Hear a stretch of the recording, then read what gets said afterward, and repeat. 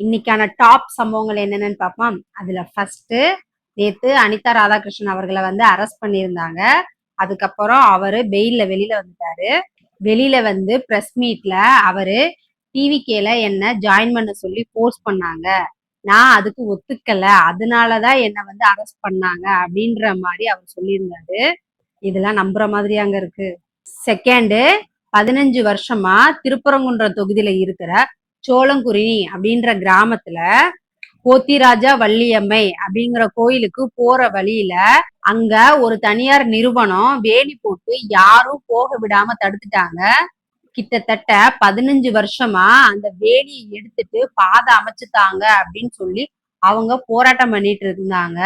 இப்போ அமைச்சர் நிர்மல்குமார் அவர்கள் அந்த வேலியெல்லாம் எடுத்துட்டு அவங்களுக்கு பாதை அமைச்சு கொடுத்திருக்காரு. அது மட்டும் இல்ல, அந்த கோவில்ல திருவிழா நடந்து கிட்டத்தட்ட 8 வருஷம் ஆயிடுச்சான். அந்த கோவில்ல இப்ப திருவிழாவும் நடக்க போகுது.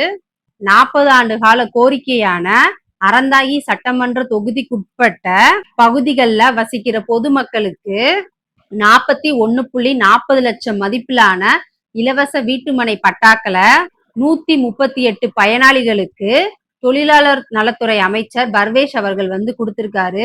போர்த்து, கன்னியாகுமரியில அணு கனிம திட்டத்தை மேலும் ஒரு வருஷத்துக்கு டிவிகே கவர்மெண்ட் எக்ஸ்டெண்ட் பண்ணியிருந்தாங்க.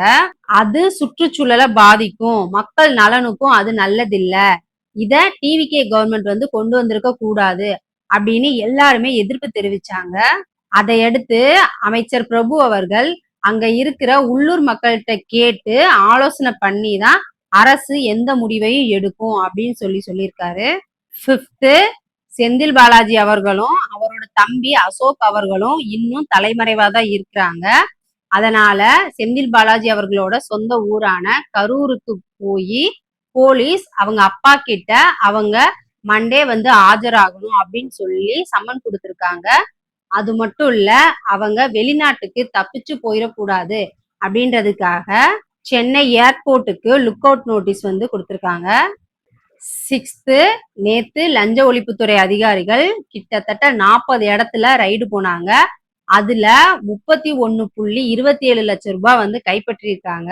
அது மட்டும் இல்ல, கூகுள் பே மூலமா 26.70 லட்சம் ரூபாய் பண பரிமாற்றம் நடந்திருக்கு அப்படின்றதையும் கண்டுபிடிச்சிருக்காங்க.